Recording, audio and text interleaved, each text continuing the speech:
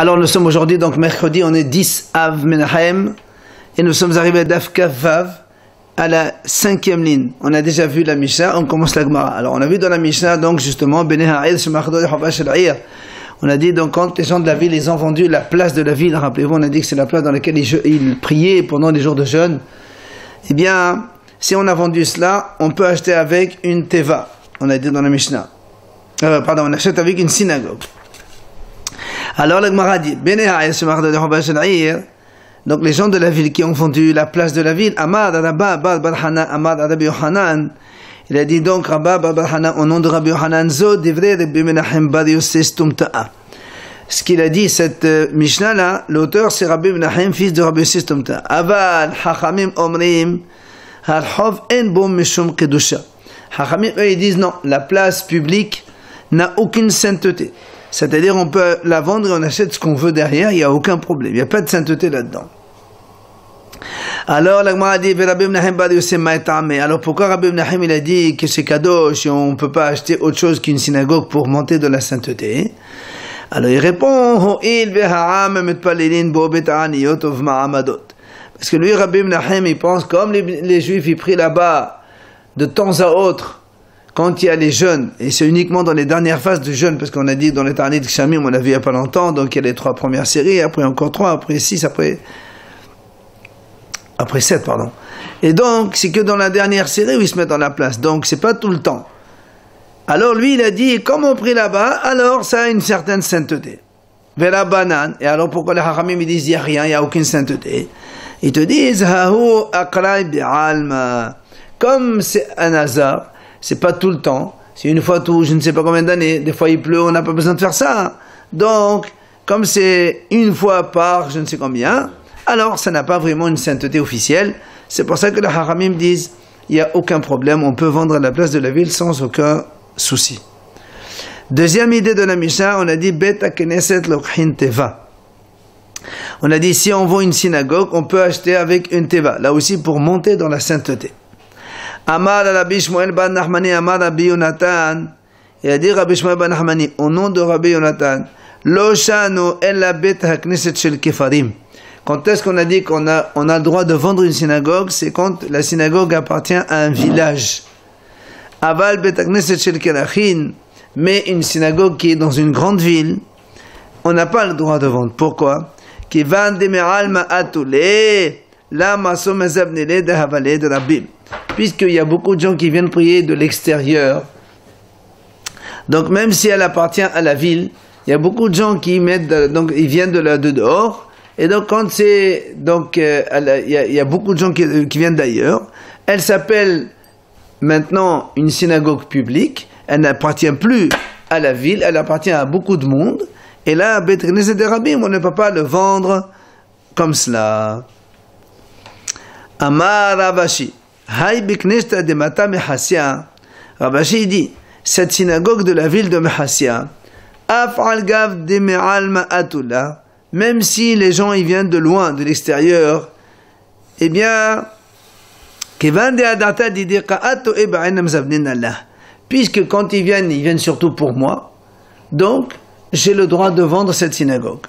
Même si c'est une grande ville, et comme on a dit, quand il y a plein de monde qui vient de l'extérieur, on ne peut pas vendre, lui il a dit non. Quand ils viennent, en fait, ils ne viennent pas pour la synagogue, ils viennent pour moi. Donc, c'est considéré comme un peu ma synagogue, ou plutôt la synagogue du village, et on peut la vendre. Alors, la Gemara objecte, Meteve Amar Rabbi Yehuda, il a dit Rabbi Yehuda, Maase Bevet Hakneset Shel Torshim Shaya B'Yerushalayim. Il y avait une histoire dans une synagogue à Yerushalayim. Cette synagogue elle appartenait à des Torsim. Ils l'ont vendu à Rabbi Eliezer. Il a fait avec tout ce qu'il voulait. Alors la Gemara dit comment? Voilà ça, Yerushalayim c'est une grande ville. Alors comment ils ont pu vendre ces Torsim à la synagogue à Rabbi Eliezer? On a dit quand c'est une synagogue dans une grande ville, on n'a pas le droit de vendre. Les Torsim, c'est quoi? C'est les réformes? Non, pas du tout, c'est des juifs. Ça rappelle les deux serviteurs Bektan Vater qui ont parlé en langage Torsi. Mais c'est tout. Alors la Gemara dit, Hahi bichneshta zote hava ve'enhu avduha. Il dit, la Gemara répond, pourquoi ils ont pu la vendre? Parce qu'en fait, d'abord, c'était une petite synagogue, et c'est eux-mêmes qui l'ont faite, ils l'ont construite. Donc ça leur appartient réellement, c'est pour ça qu'ils ont pu la vendre. Et en plus, c'était une petite synagogue. C'est pas une synagogue dans laquelle il y a plein de monde qui arrive, parce que sinon, on a dit que dans une grande ville, comme il y a des gens qui viennent d'ailleurs, on n'a pas le droit de vendre. Mais la Gemara pose une deuxième question. C'est marqué dans la Torah, Bevet Eres Ahuzatrim. La Torah, elle parle là-bas des sujets des tâches. Si vous voyez des tâches dans une des maisons qui appartient à Eres Ahuzatrim de vos territoires.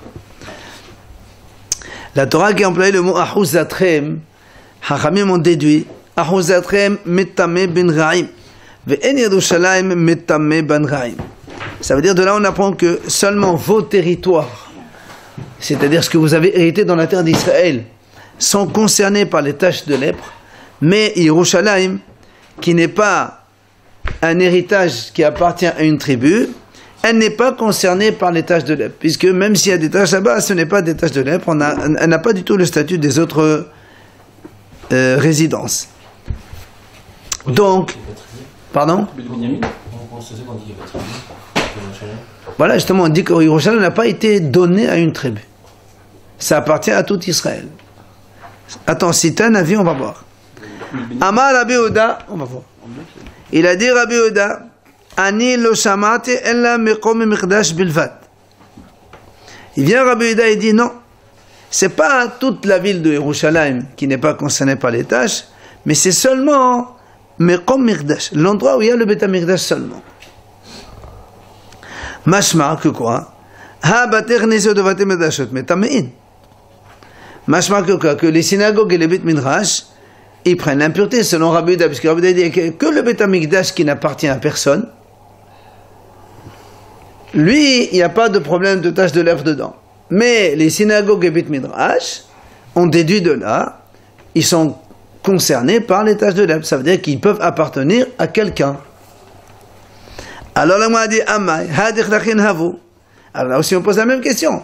Puisque ces synagogues se trouvent dans Yerushalayim, qui est une grande ville, et nous, on a dit quand il y a une synagogue qui se trouve dans une grande ville, même si elle appartient à quelqu'un, il n'a plus le droit de la vendre, parce qu'il y a beaucoup de monde qui vient de l'extérieur. Donc là aussi, normalement, même si Rabbi Yehuda, quand il a dit il n'y a que le Mekom Mikdash, normalement, les synagogues aussi devraient être concernées, comme quoi il n'y aurait pas de tache de lèvres dedans, puisque selon lui, tout ce qui n'a pas de propriétaire, il n'a pas le droit. Donc quand on n'a pas de propriétaire, il n'y a pas de tache de lèvres.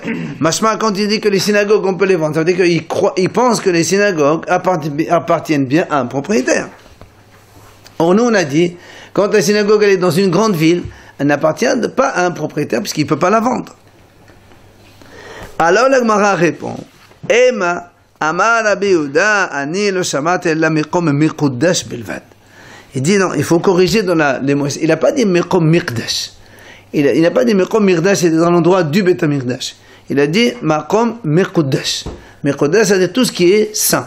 C'est-à-dire, ça inclut les synagogues et les Beit Midrash.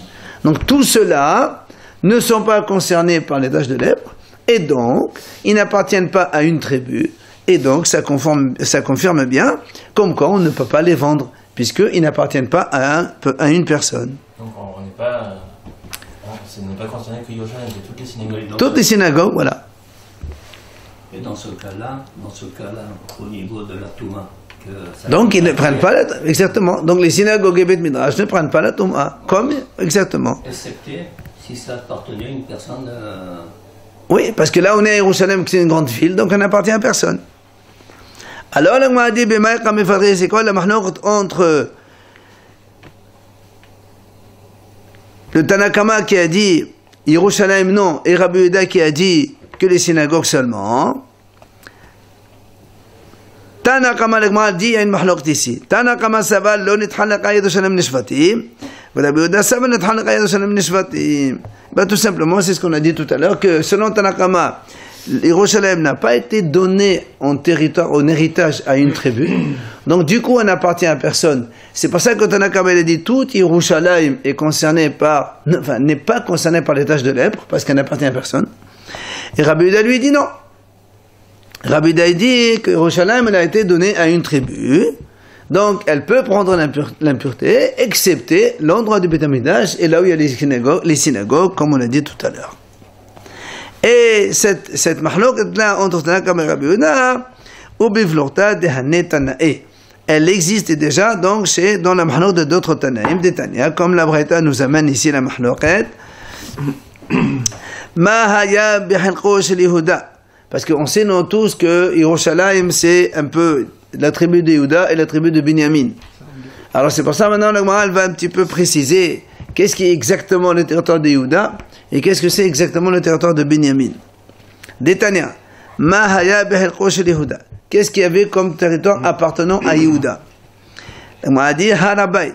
Harabait, c'est toute la cour, grande cour, le monde du temple, là à l'intérieur duquel se trouve le Beth Amikdash carrément. Haleshachot. Haleshachot, c'est toutes les salles, vous vous rappelez, qui sont donc sur la périphérie de la muraille de Beth Amikdash, de la cour du Beth Amikdash. Veha-Azarot, et aussi les cours extérieures, Azrat Nashim, Azrat Israël. Ça, tout ça, ça appartient à Yehuda. Maintenant, Umaya Behelko shel Binyamin. Alors, qu'est-ce qu'il avait Binyamin alors? Il dit, Oulam, c'est-à-dire donc la grande salle avant le Hechal. Vehechal et le Hechal. Et donc toute la partie fermée. Donc là où il y a le toit en haut, le Oulam, le Hechal et le Kodashim, tout ça c'est à Binyamin. Et en plus il dit,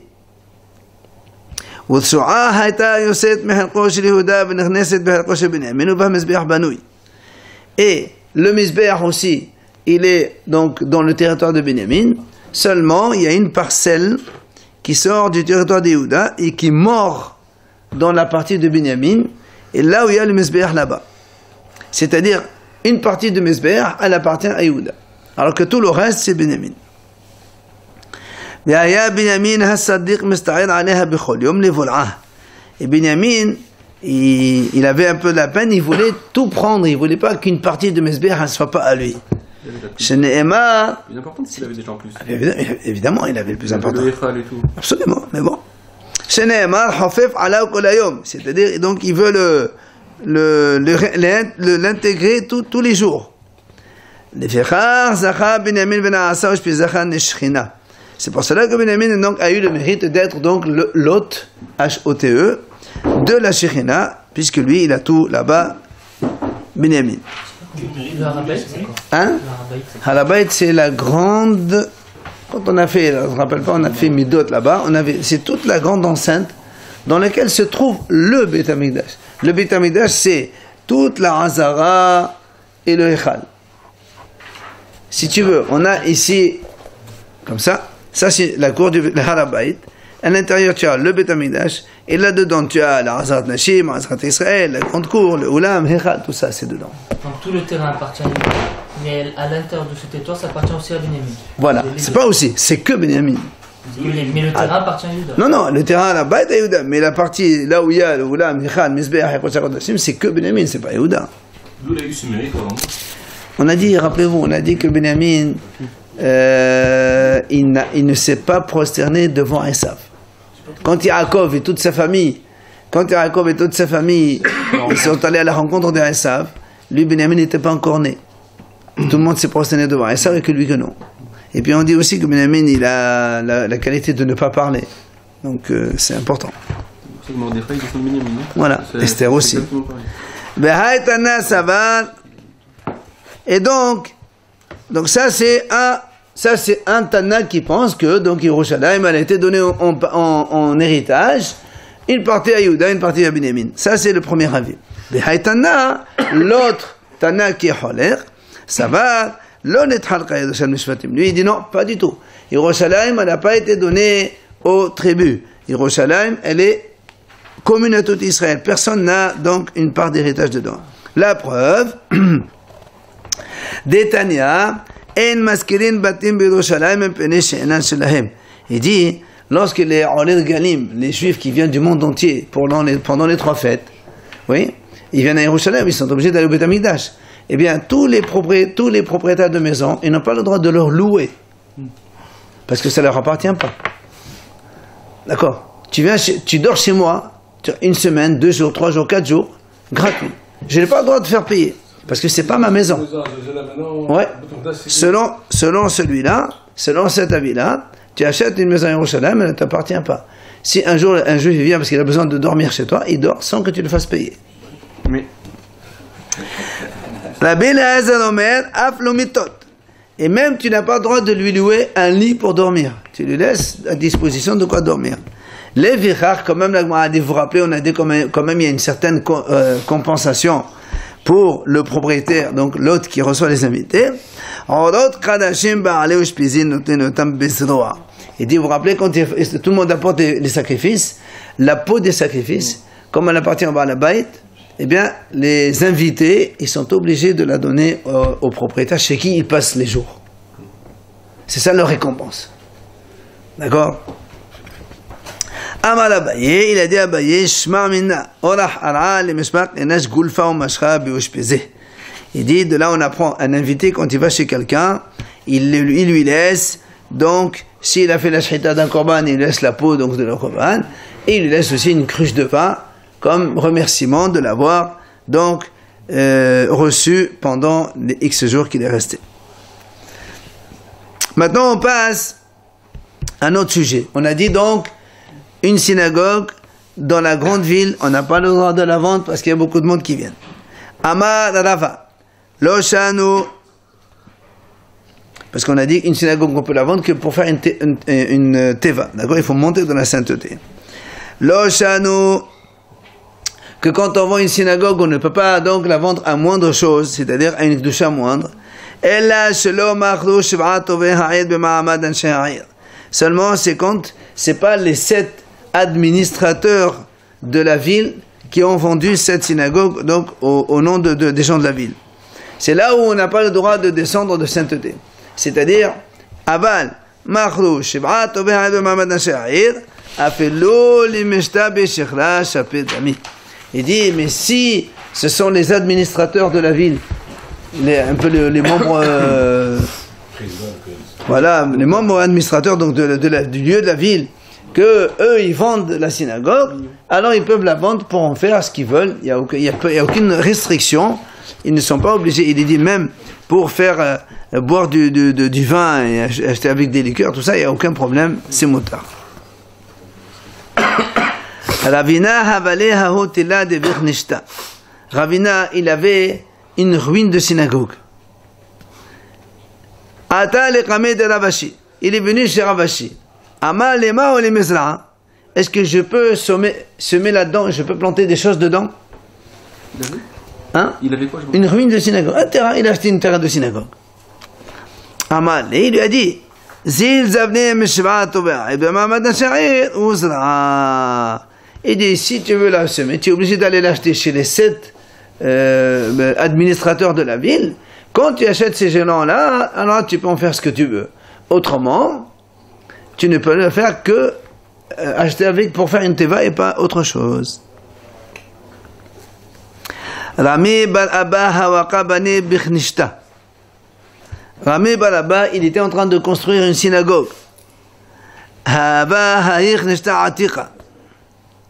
Il y avait à côté, pas loin, une autre synagogue vieille, une vieille synagogue. Alors qu'est-ce qu'il voulait lui?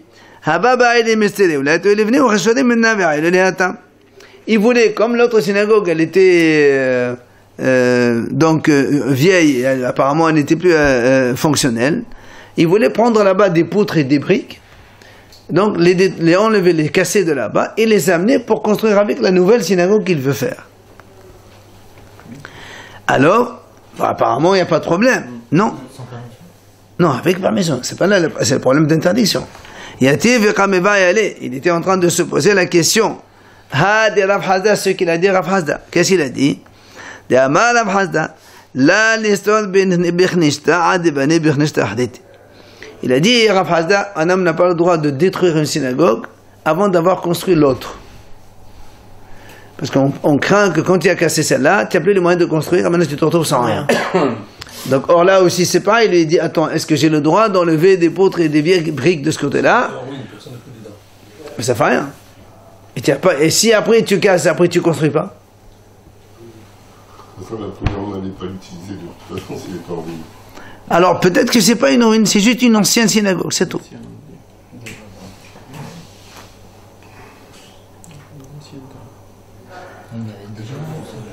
Pardon?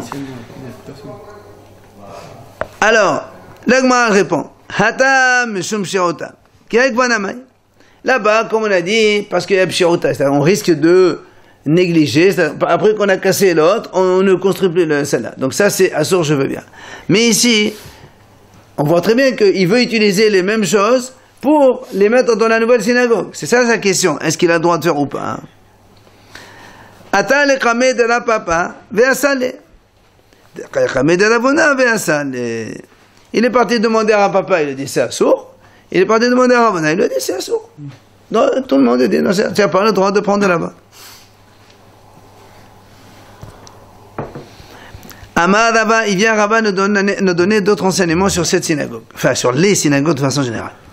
Hay biknishta, hilufa vezebuna shari, orora ou mashkona Assur. Quand quelqu'un il a une synagogue, il a le droit de l'échanger ou de la vendre, comme on a dit nous, par exemple, pour acheter avec une teva ou autre quelque chose de plus sain. Ça c'est moutar, il n'y a pas de problème. Mais par contre, au Rona, au Mashkona, Assur, mais on n'a pas le droit de la louer, ni de la donner en caution à quelqu'un. Pourquoi? Quand tu la vends, eh bien, après, donc, quand on a vendu par exemple une synagogue, on a reçu l'argent, on va acheter avec une teva. Le monsieur qui a acheté la synagogue, la sainteté de la synagogue, elle est partie dans la teva, donc elle est, fais ce que tu veux avec, il n'y a pas de problème. Mais si on donne la synagogue en location, la sainteté de la synagogue, elle reste toujours, elle ne bouge pas. Donc c'est Assur de la vendre à quelqu'un, parce qu'est-ce qu'il va faire avec? Faire quoi? Ah, synagogue, non, on ne parle pas de synagogue, louer pour autre chose. C'est la synagogue, il n'y a aucun problème. Non, pour autre chose. J'ai une synagogue, je la loue à quelqu'un pour faire un dépôt. C'est un problème. C'est ça, pour faire autre chose. Non, pour une synagogue, ça va de ça, on est dans la même. Ou bien il dit, tu ne peux pas donner une caution à une synagogue à quelqu'un, parce que là aussi c'est pareil, parce que tu ne peux pas lui enlever une sainteté qui est déjà dedans. Avant de transférer la synagogue. Ah oui, si mais... on construit une nouvelle synagogue. Non, on ne parle pas de ça. Là, c'est pour ça qu'on est en train de dire. On est en train de dire ici, mais donner en caution une synagogue, ou louer une synagogue, tu n'as pas le droit, c'est Assur, parce que tu es en train de louer quelque chose qui est kadosh. Alors nous, on a dit, on ne peut vendre une synagogue que lorsque tu vas acheter quelque chose de plus sacré. Plus sacré, Ce qui dit, mais c'est normal, pourquoi? Parce qu'elle reste toujours kedusha, la synagogue. On la loue, tu ne changes pas la kedusha. Il ne dit pas que ça, les briques de la synagogue aussi, des murs de la synagogue. Si tu veux les échanger ou les vendre, c'est moutar. Par contre, osofenu, Assur. Mais si tu veux prêter des briques à quelqu'un qui appartient à une synagogue, tu n'as pas le droit. Pourquoi? Parce que la brique, quand tu la prêtes, elle est toujours brique de synagogue. Elle a toujours sa sainteté de la synagogue. Tu ne peux pas la prêter pour un usage hol.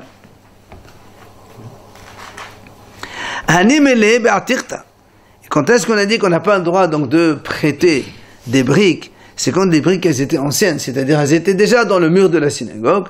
Et après, imaginons on a cassé une synagogue et on a des briques maintenant. Les briques elles sont toujours kadosh. On n'a pas le droit de les prêter à quelqu'un d'autre. Rabbi Eliezer, tout à l'heure, quand il a acquis avec les 7 administrateurs de cette synagogue, non, ça on a dit on peut faire avec ce qu'on veut là, il n'y a pas de problème. Non, on ne parle pas dans ce cas-là. Aval behadta litlamba. Mais si quelqu'un, il a acheté des briques par exemple, il a construit une synagogue, et il lui reste encore une quantité de briques. Il dit là, tu peux les vendre sans problème, tu peux les prêter, il n'y a pas de sainteté dans ce que tu as acheté. Même si tu les as achetés pour la synagogue, il n'y a pas de sainteté.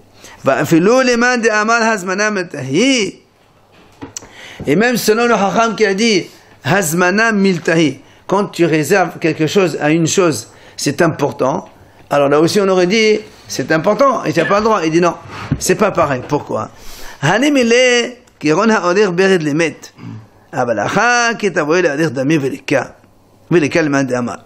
dit quand quelqu'un, par exemple, il dit, la Gemara là-bas a dit Quelqu'un, il coud un vêtement pour un iftar. Après, il a cousu, d'accord? Donc, tu l'as réservé pour ce mort, tu n'as plus le droit de faire autre chose. Parce que tu as déjà le tissu pour le mort. Tu ne peux pas le vendre ou le prêter à quelqu'un d'autre. Et donc ça, pourtant, ça c'est réservé, tu l'as réservé à quelqu'un.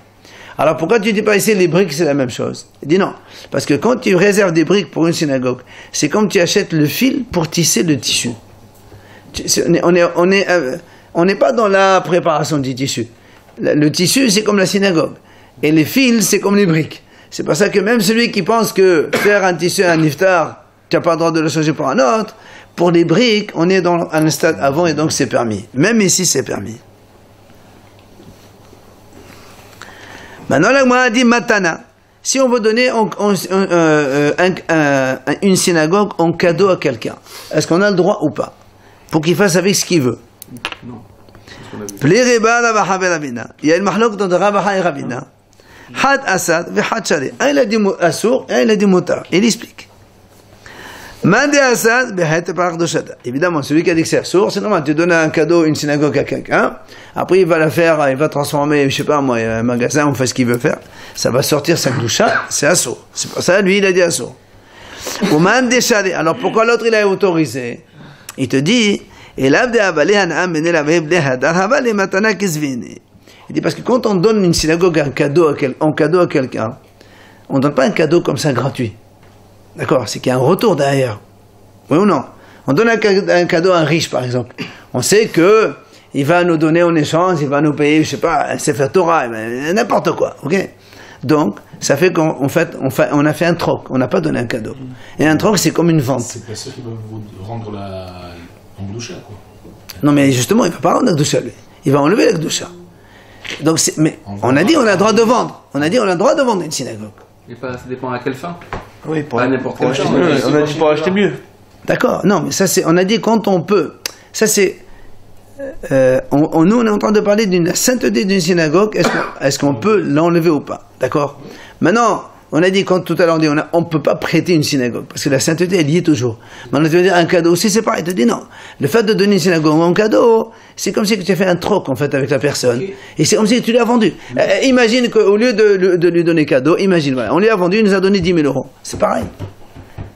Mais on parle dans le cas où on a le droit de vendre une synagogue à d'autres fins, évidemment, parce que même quand les gens les administrateurs ils vendent une synagogue, on dit on peut la vendre pour tout usage, mais il faut qu'il y ait quand même une rentrée, pour qu'il y ait un transfert de sainteté de Hol à la Gdusha, il a fait le Hol.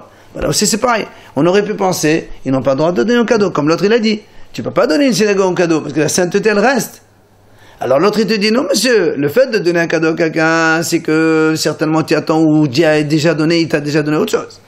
Donc en fait, on a fait un troc, et un troc c'est moutard. Et vendre, tu peux même s'il fait un entrepôt, s'il fait n'importe ce qu'il veut. Quand c'est les 7 administrateurs, oui. D'accord.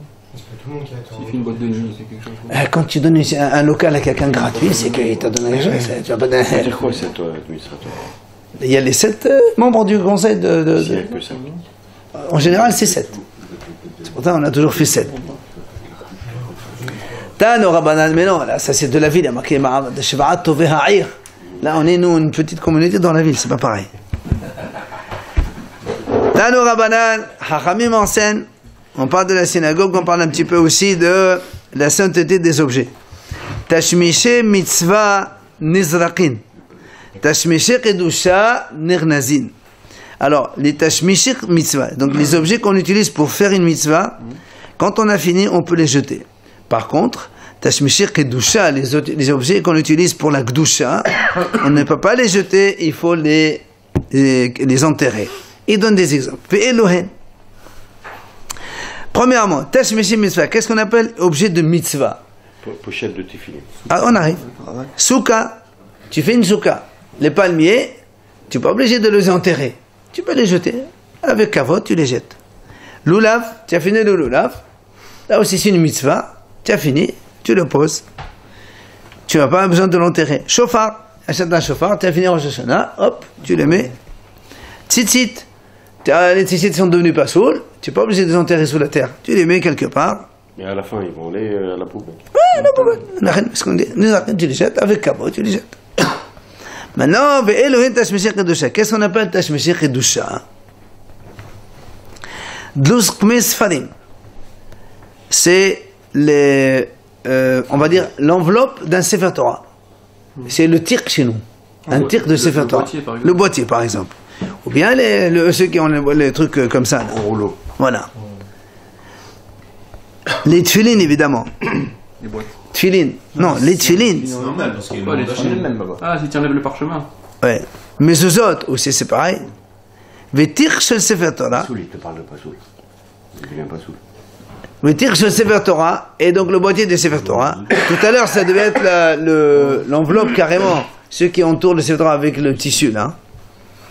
Venar tirk chez le tefilin, tu vois. Et la pochette des tefilin.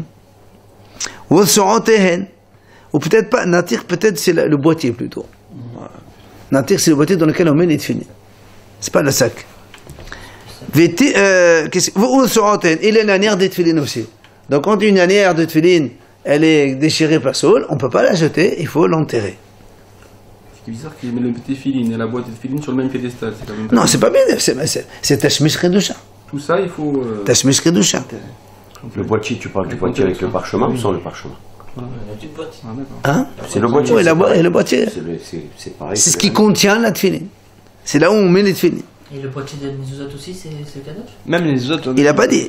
Il n'a pas dit de tirer chez le mezuzot. C'est quoi la mezuzot? La mezuzot. Le parchemin. Oui, bien sûr. Amar Rava, il a dit. Mais les Shava Amina Haïkotsiat Tashmish de Tashmish Hurishare. Au début, je pensais que la teva, Tashmish de Tashmish Hu. Parce que la teva, ça sert à quoi? Normalement, il y a un napperon, et au-dessus duquel on pose le Sefer Torah. Alors, il dit au début, je pensais que la teva servait pour le napperon, et le napperon servait comme donc Tashmish Kedusha de Sefer Torah, et donc c'est pour ça que la teva elle-même, on peut la jeter, elle n'a pas de Kedusha grande. Mais, Keban de Hazin, comme j'ai vu, des mots de laver Sefer Torah, des fois on mettait le Sefer Torah carrément sur la teva, sans un napperon entre les deux. Donc, ce qui fait que maintenant, la teva, elle devient Tashmish Kedusha de Sefer Torah. Et donc, évidemment, on n'a plus le droit de jeter. Il faut la gniza pour la teva. C'est elle qui supporte. C'est elle qui supporte le. Voilà, donc c'est un Tashmish Kedusha. C'est un usage, un truc pour la Kedusha.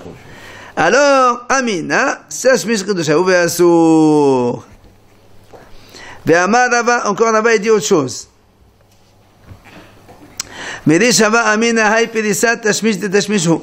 Au début, je pensais que le rideau qu'il y a dans la Ron HaKodesh, oui, le rideau il sert à couvrir, voilà, cacher un petit peu le Sefer Torah qui est déjà Kadosh, mais bon, c'est pas directement.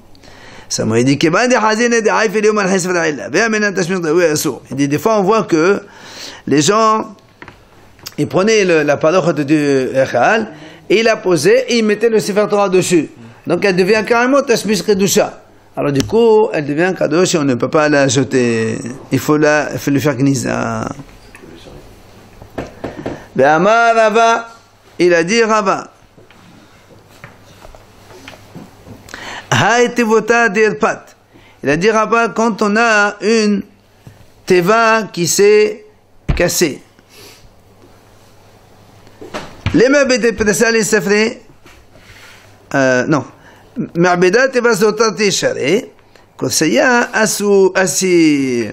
Il a dit, la transformer, teva en fait c'est plutôt le haron. Le haron, c'est-à-dire, là on met l'arche sainte.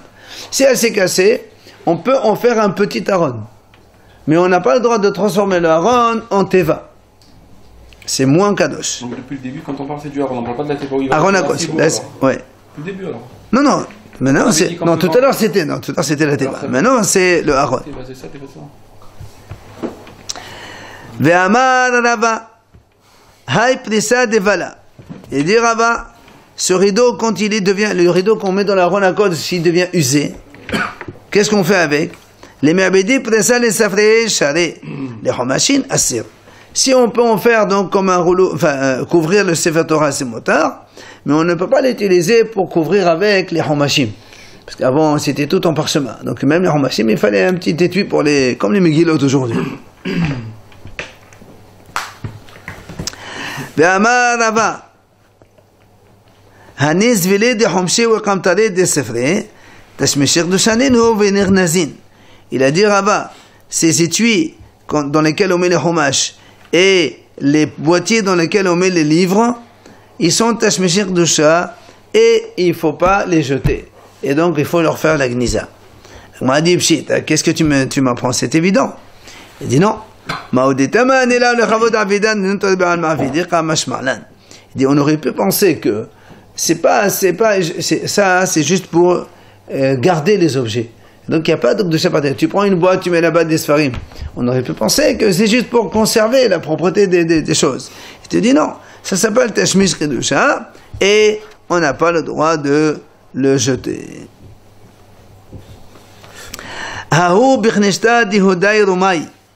Il y avait une synagogue qui appartenait à des juifs de Rome.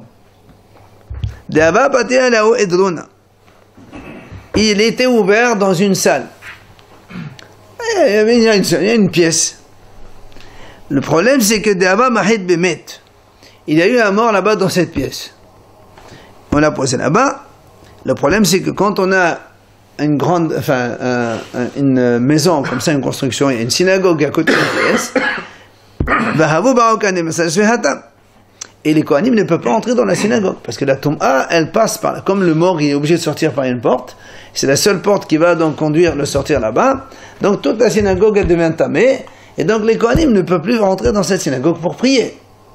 D'accord? Alors, Ato Amnolé le Rava. Ils sont venus voir Rava, ils ont dit qu'est-ce qu'on a comme solution? Amaleo, Dalo Tevota Utboha, il aura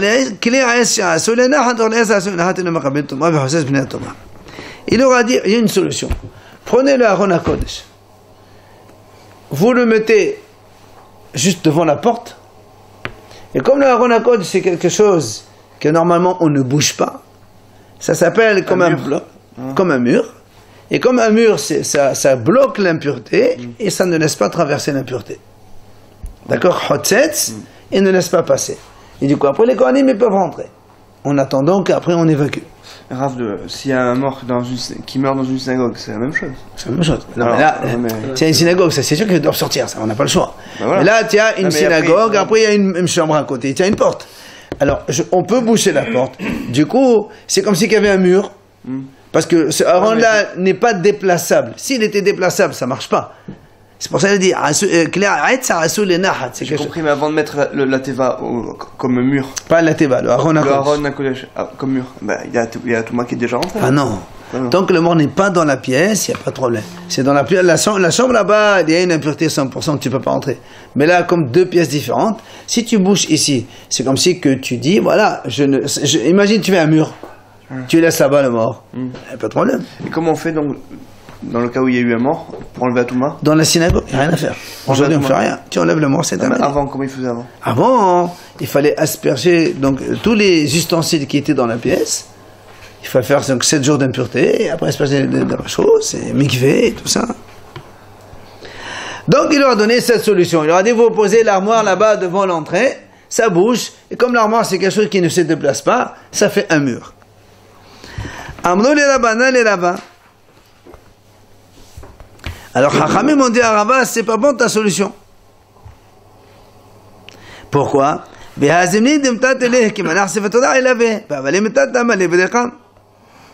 ont dit non.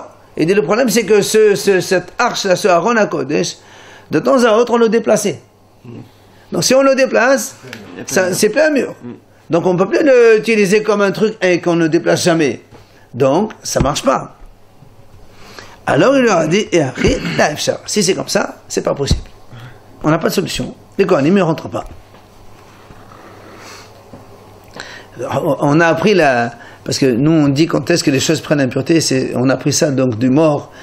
Hachamim disent comme c'est marqué dans la Torah, ça et il n'est pas marqué ici.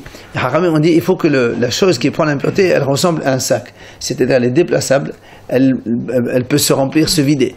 Mais quand quelque chose qu'on ne déplace jamais, donc même si c'est un kéli, même si c'est un kéli, comme on ne déplace jamais, ça ne rentre pas dans le cadre des objets qui prennent l'impureté. Amar Moazotra, il a dit Moazotra, mitpahot sfarim shebalu, quand on a les serviettes ou les foulards des sefarim qui se sont usés, qu'est-ce qu'on fait avec?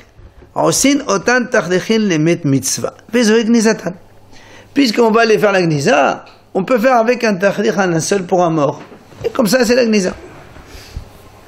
Ve'amar Rava, il a dit Rava, Sefer Torah shebala, un Sefer Torah qui est usé et qu'on ne peut plus l'utiliser, Gonzin oto c'est un Chacham va falloir sonner halachot. On y fait la gniza, on enterre avec un Tamid Chacham qui est niftar, on le met le Sefer Torah à côté. Amar Rabbi Haba Yaakov bech lechad shenemanot tatim bech lechad sheneman yamdu yamim rabim. Et Rabbi Haba Yaakov dit, pas tu mets le Sefer Torah comme ça, tu le mets dans une cruche en argile, fermée, et tu l'enterres à côté du niftar.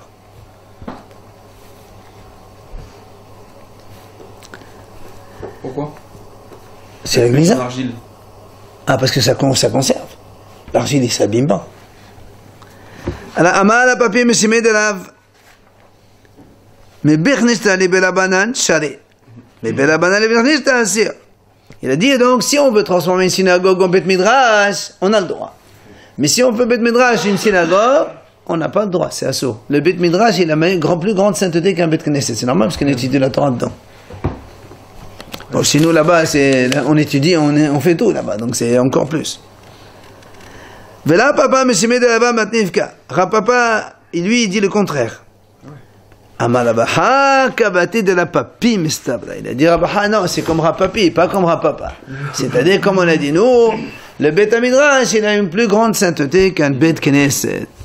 De Amar Rabbi Yoshua ben Levi, comme il a dit Rabbi Yoshua ben Levi, Beth HaKnesset motala asoto Beth Midrash. Il a dit qu'une synagogue, on peut la transformer en Beth Midrash. Shmarmina, donc d'où la déduction qu'il a raison Rapapi. Darash Bar Kapala, il a dit Bar Kapala, il a expliqué un pasuk. C'est marqué dans le pasuk Ma'itativ va'eslof et bet Hashem et bet Amelech et kol bati Yerushalem et kol bet gadol sarab ba'esh. Ça c'est quand ils ont détruit le Bet Amikdash. Il y a marqué, il a brûlé comment il s'appelle, le Sha'anevuzar Adan. Il a brûlé le Bet Hashem, la maison d'Hashem. Bet Amelech, la maison du roi. Bati Yerushalem, toutes les maisons d'Yerushalem. Ve kol bait gadol, il y a marqué comme ça, il a brûlé par le feu. Alors la Gemara explique. Bet Hashem, c'est Bet Amikdash. On y est. Bet Amelech est le patron de Melech, c'est le palais du roi. Il a brûlé aussi le palais du roi. Bet kol bate Yerushalem, qui est mashma'an. Les maisons de Yerushalem, comme leur nom l'indique, c'est les maisons des gens qui vivaient à Yerushalem. Alors c'est quoi Bet kol bait gadol salabay? C'est quoi le bait gadol? Rabbi Yohanan et Rabbi Yoshua ben Levi. Hadaman makom shemagad nubot Torah. Ah, il a dit, c'est là où on étudie la Torah. Gadol, c'est là où on a grandi la Torah. Hadaman makom shemagad nubot tefillah. Ah, il a dit, non, c'est un endroit dans lequel on a grandi la tefillah. C'est une synagogue. Ma de'ama Torah, celui qui a dit c'est Torah, dire te va donner haves le master yerdil Torah. Comme il a marqué yerdil Torah, il a marqué bait gadol, gadol, c'est Torah. Oma de'ama tefillah, dire te v'saper anah gadol, t'achal asa Elisha. Elisha de'abad belachameu de'abad. Et donc là-bas, il a marqué que raconte-nous ce qu'il a fait, des grandeurs il a fait Elisha. Elisha, il a prié pour faire vivre le mort, vous vous rappelez le petit garçon là, tout ça. Et donc ça, c'est la prière. On appelle ça gdolot, bait gadol. C'est là où la Gemara conclut. Tistayem, de Rabbi Yoshua ben Levi, c'est normal, puisqu'il y a marqué Rabbi Yohanan et Rabbi Yoshua ben Levi. Et tout à l'heure, on a dit que Rabbi Yoshua ben Levi a dit une synagogue, on peut la transformer en Beth Midrash. Selon lui, la Torah est la plus importante. Donc c'est lui qui a dit Beit Gadol, c'est Torah. De Amar Rabbi Yoshua ben Levi, Bet Knesset motala asoto Bet Midrash. Donc on déduit de là bien que c'est Rabbi Yoshua ben Levi qui a dit que la sainteté de la Bet Midrash elle est plus importante que celle de Bet Knesset, d'une synagogue. Et donc c'est lui qui a dit Beit Gadol, c'est Torah. C'est lui qu'on appelle un grand Beit, c'est donc un Bet Midrash. Et c'est Rabbi Yohanan qui a dit Beit Gadol, c'est une synagogue. Et c'est là où on fait la tefila. Et la lacha, effectivement, elle est que Bet Knesset, on peut le transformer en Bet Midrash. Et dans l'autre sens, non, c'est comme Rabbi Yoshua ben Levi. La halakha que le Bet Midrash il a une plus grande sainteté qu'un Bet Knesset parce que on étudie la Torah dedans.